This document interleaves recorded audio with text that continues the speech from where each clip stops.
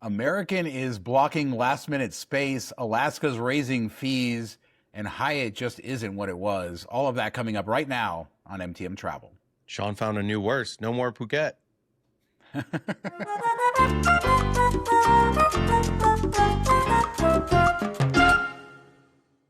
So, welcome back from Colombia, Mark. We were both traveling last week. I'm still in Spain here at the Hyatt Regency Barcelona, an excellent hotel, by the way. How was your trip? It's Barthelona, but yeah, our trip was fun, exhausting a bit, hot, but we had a good time and definitely have a lot of takeaways to share next week. And I'll be writing a couple articles about some things that happened during the trip and our thoughts on the different properties and everything like that. So check that out this week, and then we'll talk about it more next week. It's funny, before I left, I had an argument with a friend in Vegas about how Barcelona said he thinks it's a really hard so it's like Barcelona, like we've talked about on the show. And I said, no, it's very subtle. And I've been listening all week. It's definitely subtle. So for all you Americans who love to go Barcelona, I don't know, but So do it what you actually want. is, I don't though. care. People do say Barthelona. Yeah, but it's very subtle is my point. Yes, they definitely say it. Everything that's an S sound is a TH sound in Spain, but it's not like over the top like we like to say Myth not busted. Boom. Check. it. Sort of. I don't know. Doesn't matter. I'm just going to piss a lot of people off and they're coming at me. You don't know what you're doing. So let's talk American Airlines. And so they've had these changes. And I think Dan's Deals found this, that last minute space is not being released to partners from American Airlines. So you can still book it with American Miles, but if you're within about 6 days of departure for nonstop domestic flights, so this doesn't apply to connecting flights, doesn't apply to international, but they're not releasing it to their partners like Alaska, British Airways. And Alaska is a big one because that's one of the better values because oftentimes you can book for less on Alaska. Yeah, and I've used this a ton over the last few years, and it's kind of sad to see. And a lot of times it would be like, all right, I'm waiting to see if the nonstop flight comes open so I can rebook and get into that and jump on it when it's available. And a lot of times Alaska is cheaper, not all the time, but a good chunk of the time. So it's kind of sad to see. And I always start my searches with Alaska, and then I go to America and see which one's cheaper for the same flights. And this is a big buzzkill, especially if you were planning on like making a switch last minute or hoping that availability comes back open. And it's something that I used on our trip to Bermuda to get home and avoid the TSA craziness. So it's sad to see. Yeah, and I can't tell how many times I've seen 7,500 miles on Alaska, 12.5 on American. And yeah, it's just, it sucks. I mean, I guess I understand why they're doing it. It's interesting, though, that it's not on international or connecting flights. You think that's a technological limitation or you think that's coming? I would guess it's had something to do with technology because I doubt that they would just be like, oh, if you want to take a connection, that's fine. And it kind of works out in my favor, at least, flying to and from Detroit. Most of the time, I do have a connection on American, so I can still kind of do last minute things for that. But if I'm going to any of the hubs, then that's a different story. So, and then international, I don't know that there's a ton of play internationally last minute with Alaska on American, maybe with economy, but I don't think there's like a ton of last minute business class seats or anything. So it's nice to see that you can still jump on that if you want to, but I don't think that was a huge play anyway for people. Yeah, unless you were just needing to use the Alaska miles. Generally, I found that on that type of stuff, American is cheaper. Like, for example, if I wanted to book home right now, I was just looking at some stuff, 57.5 on American, 70,000 on Alaska for the same itinerary. So that obviously depends on markets. But yeah, you're right. I don't think it's as big a deal as those short domestic nonstops, which are really the sweet spot for Alaska right now. Yeah, I love those 4,500 mile flights or 7,500 mile flights is pretty crazy. And it's so much better to use Alaska miles on American domestically than Alaska's own metal. Anytime I ever search just an Alaska route, it's like 30K. It's ridiculous. What's also ridiculous, I think, about Alaska is their partner booking fee, and that's been $12.50. And a lot of airlines don't charge that. Most airlines don't charge that, but Alaska very proudly charges you $25 round trip. But that's going up to $40 round trip or $20 for a one-way on July 1st. And given that this is a credit card benefit, getting this waived, I don't know, I just think they're trying to sell credit cards. I mean, it is annoying. It's a problem that they've brought a solution for that they made themselves. So it's not really a benefit because everybody else just gives it to you for free. But if you do like the Alaska program, then it is a nice thing to have. And I think I've probably offset a majority, if not all, of my credit card annual fee this year by my Alaska bookings with the Summit card and getting those fees waived. And it's so nice when you search and you see the one fee and then you log in and it drops down by a whole bunch of money. You're like, yes. Yeah, I've eaten the $25 fee on a couple bookings this year. Didn't quite figure that I needed the card, but now when you're raising the prices and just seeing how many Alaska miles I have and how often I use it, it probably makes more sense to do that. It just kind of sucks. They also raised their phone booking fee from $15 to $30, something that a lot of airlines don't charge either. So they've always done this, though. It's not like this is a new fee or something that they introduced a couple years ago. As far back as I can remember, they've had these fees. I'm sure at some point they put them, they were new, but I don't know what else They're to ages. say. I like Alaska. Going after I the can't hate grannies. Alaska. Back in my day, you could book a partner for free last minute. I mean, Yeah. who else calls in to book a flight? Unless it's like a super complicated itinerary. I don't think anybody's calling in to book anything these days.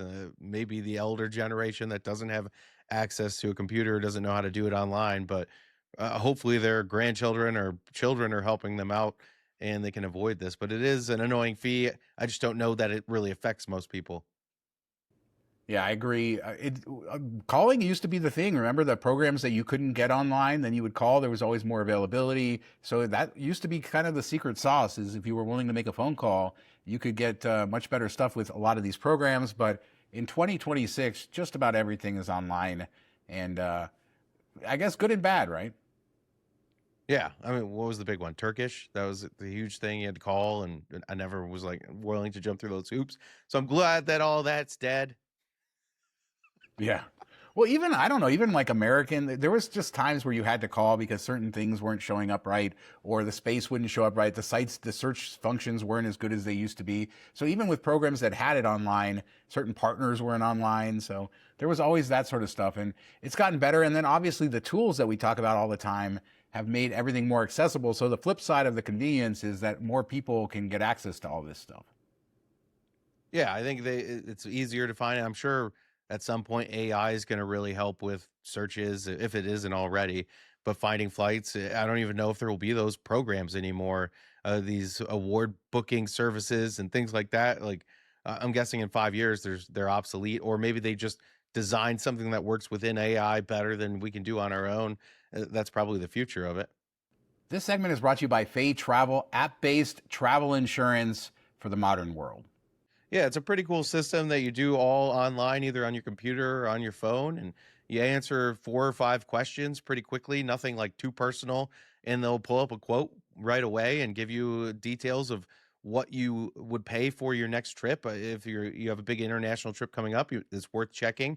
And then you can do all these kind of unique add-ons that, coverage of your vacation rental if any damage happens while you're there, pet insurance, things like that. So definitely check it out, and it helps out the show and channel if you do a quote. Check out and see what it would cost for your next trip. Yeah, I did a quote a couple weeks ago. Super easy, very customizable, everything online in the app. When you get paid super quick. We have an article on the site too if you want to dive in more into what Fay is. No obligation, quick quotes, very easy to do. Thanks to Fay. But Mark, let's talk Hyatt. Man, you made me go this week. You had your whole trip, but you're making me go. And Yep. I have a lot to say about the Grand Hyatt Athens. But, we've talked about the decline of Hyatt when it comes now to value, right? This big devaluation, these changes that they recently made were really a huge shot for the program and for the brand. But one thing that I think that I've been feeling, and not a lot of people have been expressing as much, is sort of the decline in the experience at the hotels. And not that it's across the board. In fact, most of the time when I stay at a Hyatt, it's great. And it's what I used to get. But I didn't used to get very uneven service and stuff like that. Enter the Grand Hyatt Athens. And this is a hotel that should not be called a Hyatt. It's very clear. So Hyatt's expanded so much over the last 10 years. And it really seems to me, as somebody who's been top tier with Hyatt since 2014, that they've cut their standards significantly when they're allowing them to build some of these hotels. And the Grand Hyatt Athens kind of takes everything that Hyatt has sort of compromised on and puts it in one hotel. First off, they let them put in very undersized, slow elevators, meaning that often at different times of day, you have up to 15-minute waits to get an elevator to your room. Yeah, I've never even fathomed Athens this. of Vegas. Yeah. I mean, these are tiny elevators that hold maybe 4 people with suitcases, maybe 6 without, and they're very slow. They also have a beautiful rooftop. Let's talk about the rooftop pool because that's the coolest part about this infinity pool, the Acropolis in the distance. It's fantastic, but you essentially have lobbies on the bottom and the top because everybody's going to the top and bottom. 4 slow elevators. Now, this isn't really up to Hyatt standards, but they have a convention center way towards the back that nobody ever uses, and they put some elevators over there that are never used and nobody knows about. And so I think that's how they got around all of that. Another thing they let them do is build hotel rooms right next to the street, like motel rooms. And this isn't something that affected me, but the first day we were there, I heard a customer complain that he could hear all the road noise. And I mean right above the street. The window is right above the street, like you're in a motel. And the customer service agent at the front desk told him, well, you booked the basic category room. I can move you to another room on the same floor. But they didn't even offer to move him to a better room away from the noise. And that tells me a lot about what goes on here. And I think, I remember going to like Hyatt Regency Bali years ago, and I've been to a lot of the international Hyatts over the years, and they had these great managers who were trained. They came up through Hyatt. They had the Hyatt brand. They understood what it was, and they brought it to these properties. But as they expand and they get more, you get hotels like Grand Hyatt Athens that have to bring managers in from elsewhere, and it really shows. For example, there's no elite recognition when you get there at all. They do have an elite sign for like the globalist check-in desk, but during my entire stay there, not once did they ever have anybody staffing that. I could go on and on and on. I will say that I had about 10 different little things that went wrong, including being told at breakfast that they were going to charge me to order eggs after they had like just cold eggs sitting on the buffet. And I'm just talking about fried eggs. So the first day they told us that. The second day they agreed and we ordered our eggs, and then they came out burned. And then I asked, for the eggs the way I ordered them. They came out burned again. So we didn't get the breakfast that we wanted. And after like a ton of things, just a lot of small stuff. Our room, the peephole was missing in the room. Of course, waiting for the elevator. The staff at the club lounge, my daughter, one day we ordered some takeaway food and she went down there to get a fork. And the staff yelled at her, just screamed at her, forbidden to take a fork out of the lounge. Not taking food, not taking drink. By the way, they have signs everywhere telling you can't do that. In fact, the service staff in the Regency Club never spoke to us once. Didn't speak to anybody. They were just cleaning tables. Some of the most unfriendly people. Now, there were some friendly staff there, but it kind of like after the second day of breakfast where they brought me back my eggs burned after I had asked, for soft. I ordered over easy eggs, by the way, Mark. So that's, they came just completely fried, hard, burned to the crisp. I asked him, the guy got an attitude with me. He brings them back, even brings back new eggs that are even worse. I decided to go. They have this customer service desk down there. And I asked the lady very nicely, can I speak to the manager who's in charge to talk about some of the issues that we've had? And she just gets immediately aggressive with me and she says, well, what's the problem? And I said, well, I really don't want to have to like repeat it to you. I'd just like to speak to whoever's in charge. And she gets super aggressive, goes to the back, immediately says, oh, the manager's in a meeting. She can't talk to you right now. She'll call your room. So I go back to my room and I wait, and then hours go by, nothing happens. They never called the room. I don't even know to this day if the lady at the front desk told the manager that.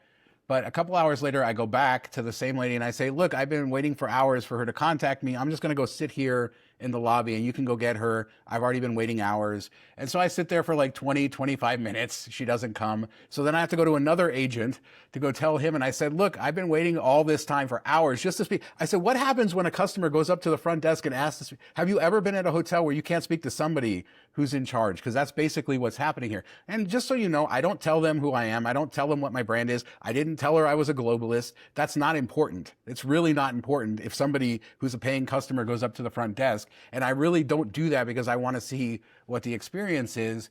And finally, the lady comes out and she apologizes, makes excuses. Oh, by the way, the first day we went out for 9 hours out of our room, came back at 5 o'clock, our room wasn't clean. So we didn't even get housekeeping service. It was just like every little thing. And you're like, yeah, if I was just getting a room, but this is Hyatt. This is what they're promising. You're not getting your elite benefits. You're not getting even basic stuff. And then you're hearing them tell customers that they have to listen to road noise. You're seeing very aggressive front desk staff with everybody. Of course, because when things go wrong, you start paying attention. And it just reminded me like, oh, Hyatt really has declined. I look up who the GM is. He came from another brand in Europe a year ago, doesn't really have a history with Hyatt.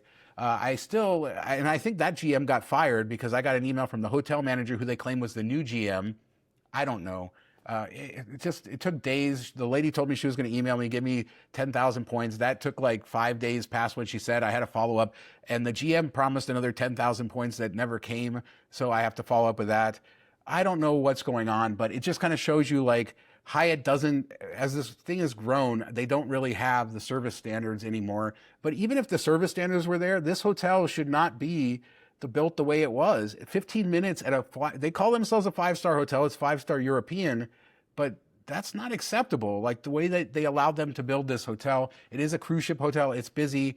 And then let's enter Hyatt Regency Barcelona, Mark, because it's incredible. It's another cruise ship hotel in another European city. And they do everything right from the minute you walk in the door, the elite check-in line, the friendliness, the staff in the lounges, the breakfast. I mean, if I was to nitpick, I couldn't find a thing bad about this hotel. And it's just kind of infuriating. And I don't know what else to say about it. Like, they don't care at the Hyatt Regency Athens. I think that if you want to stay there, just know that it's not a Hyatt. What category is it? Like, how many points a night is the one in Athens? I forget if it went up after the recent change. It was a category 4 that I booked. So I used a category 1 through 4 cert, I think, and then I used 15,000 points. And I did request a full refund. I'll be honest, I have never done that. And she fought me on that, said, I'll give you 10,000 points. I said, okay, let me have the GM email back. He did. He made some excuses. He did address some of this stuff.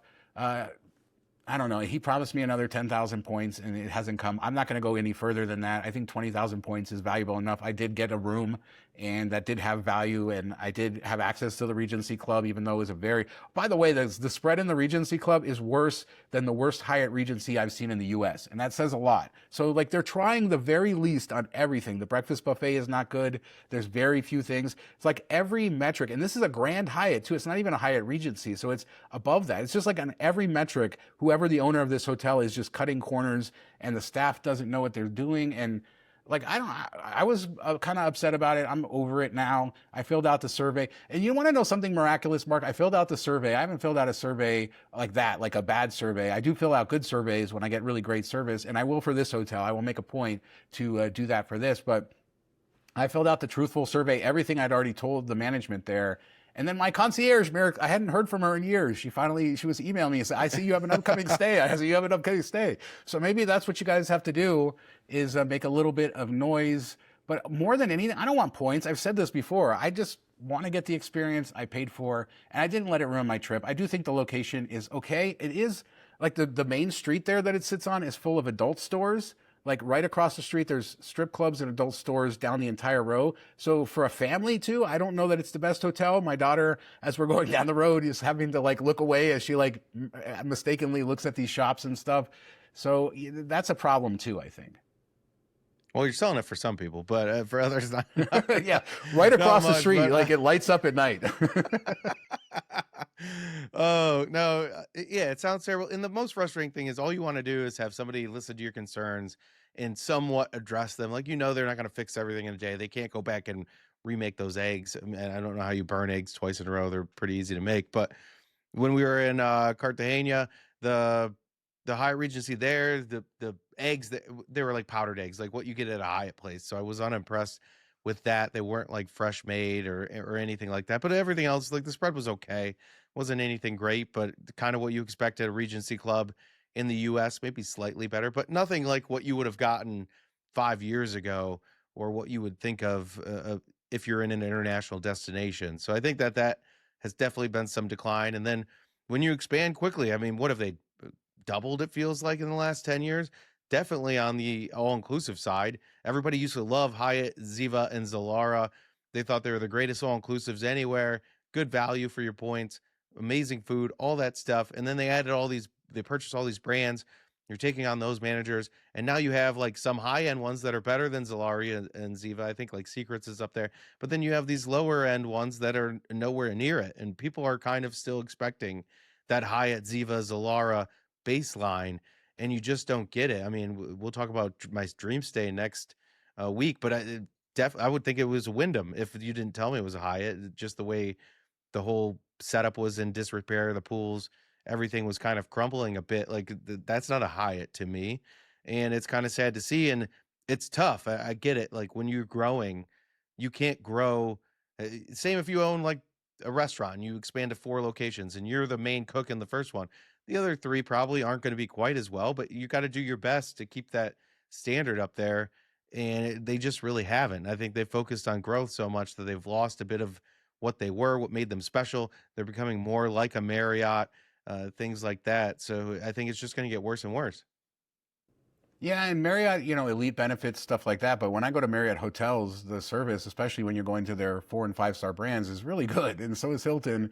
And this is a Grand Hyatt too. So talking about the Club Lounge being worse than a U.S. Hyatt Regency, Grand Hyatt is a higher brand, and the Grand Club is a more robust offering, especially internationally. And that's just from personal experience. What the heck do I know? I've just stayed at a lot of these hotels, and then this one is just truly shocking. The most shocking thing, first off, don't yell at my daughter. That's ridiculous. And this staff is just miserable in this hotel. I'd say 25% of the staff is like friendly over the top. Some of the people at the pool, a couple of people at the buffet. Remember, they told us we had to pay for eggs the first day.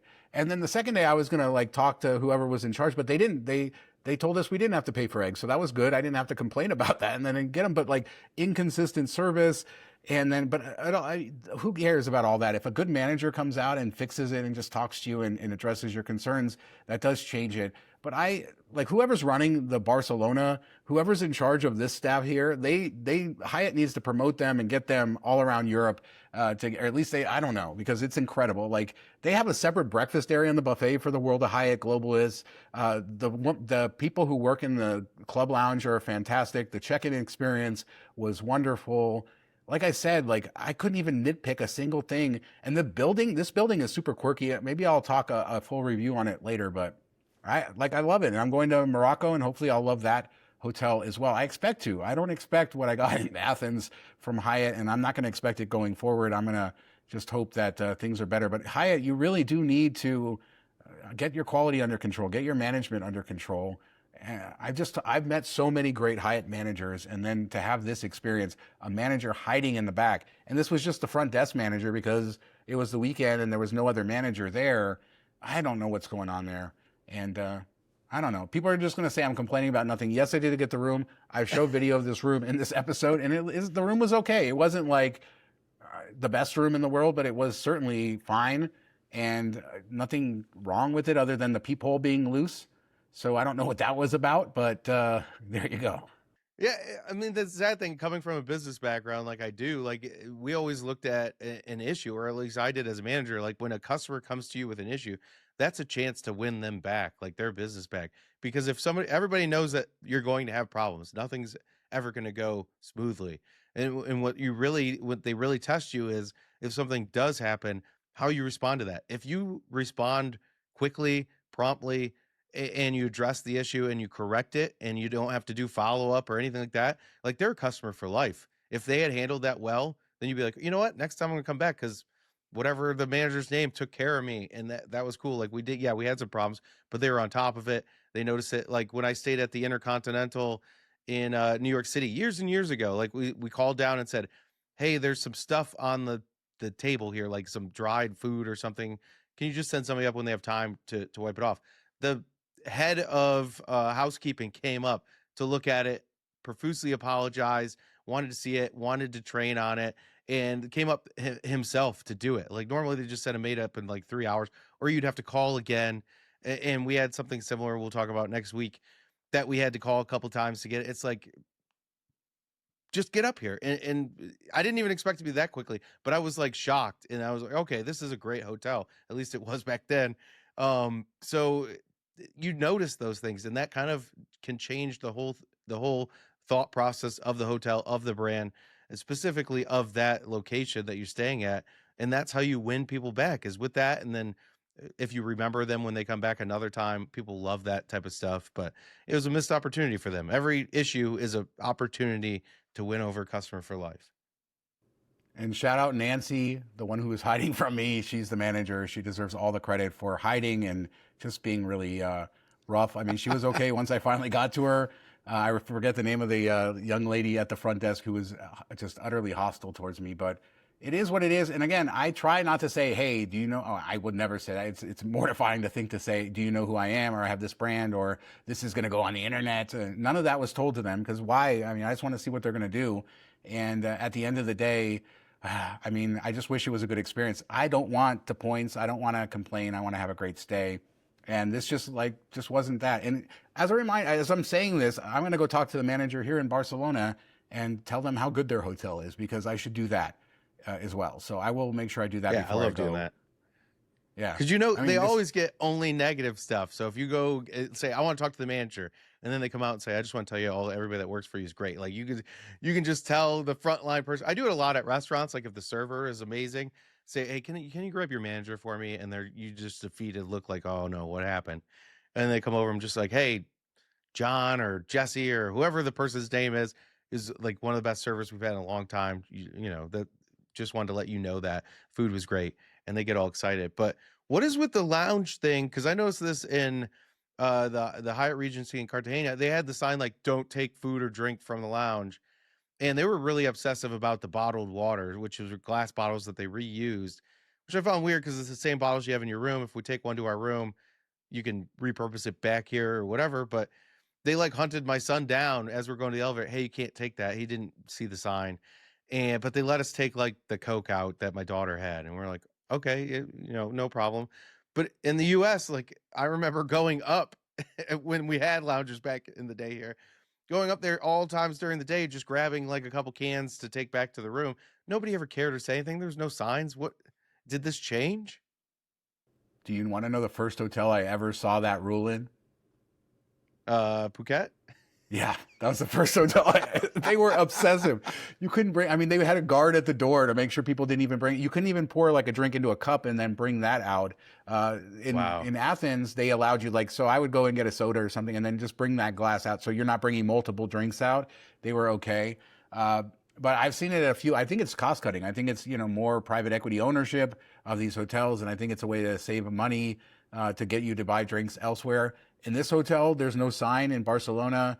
They've allowed us. I don't abuse it. I'm not somebody who goes in and grabs 15 drinks and tries to take them out. I might grab a drink or two, but I can understand it in moderation because I have seen people go overboard, bringing like plates of food back to the room and stuff like that. And so I kind of see both sides of Who that. cares? But What if you eat it there? Like, what's the difference? I don't know. Like, they throw away food every day. Like, just whatever. If they paid for that access, either through their having status or paying for the more expensive room, let it go. I mean, if somebody's coming up and grabbing like 12 cans of Pepsi or whatever, that's one thing. But I will say, like, when we were in Rio last year, we met up with all the friends were staying in the Marriott, and their lounge was awesome. Like the food was awesome. The drinks were awesome. They would make to order cocktails, things like that. And then we went into this lounge. They had one type of light beer, which was the cheapest beer, I think, in the city or whatever, the local cheap light beer. And then they would go pour glasses of wine for you in the back, which is kind of the bare minimum. But usually you see a couple bottles of some type of alcohol. I was kind of surprised by that. And you just notice the stark contrast. And yes, two different areas, both in South America. I guess that's the tie-in, but it just was kind of surprising to see. It felt not premium. It didn't feel like it was worth paying for that room.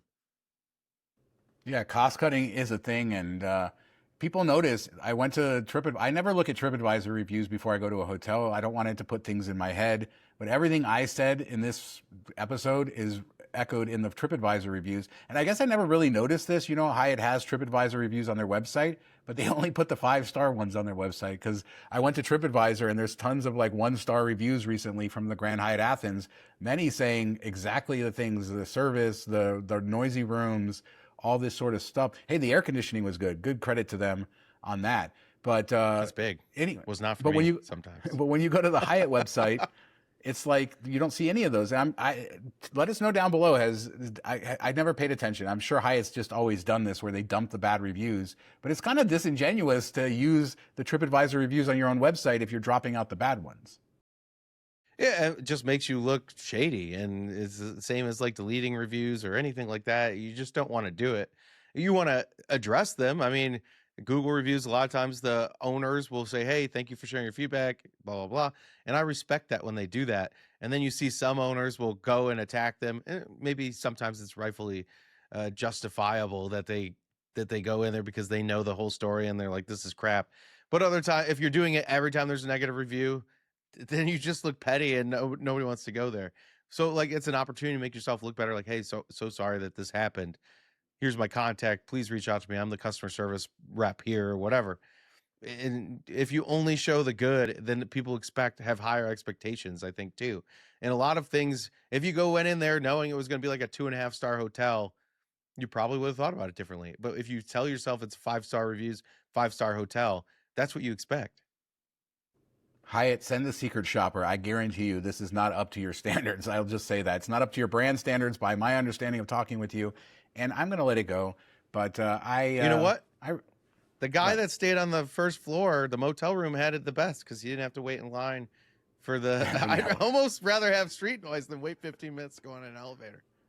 It was crazy. I hadn't even seen these rooms, but the way that we took the bus, it came back the back side of the hotel, and they're right on the sidewalk and right on a busy street right there. And I guess they don't have enough noise proofing. If they had put noise proofing, maybe it would have been different. Again, my room faced a courtyard, and I will just say one nice thing. I mean, that pool at the top with the Acropolis view, it really is spectacular. Although it's like, there's another pool in the middle of the hotel that was closed during my stay, so that probably affected things. It was very crowded up on the roof. But it's spectacular. I mean, the novelty of that is pretty good. And I think that's where they started, and then they forgot about the rest. Well, it doesn't come close to my 3 rooftop pools at my hotel. Next week. But could you see the Acropolis, Mark? No. All right. Well, this episode has gone long enough. Let us know down below. I mean, have you seen this decline of Hyatt? Have you been around a long time? Should you just expect a hotel room and nothing else when you're going there as an elite, as somebody who spends a lot of time, a lot of money, a lot of points to give this brand loyalty? Do you expect those benefits? And if you don't get them, what should you do? Should a manager come to the front desk? All that sort of stuff. Don't hate Hyatt. Really so happy that this hotel followed that one to make me feel all better about the brand. So let us know everything down below. AA, last minute, Alaska raising their fees. And we'll be back on Thursday with some other news. So thanks for watching. Yeah, we missed you guys last week. Hope you have a great week. Thank you.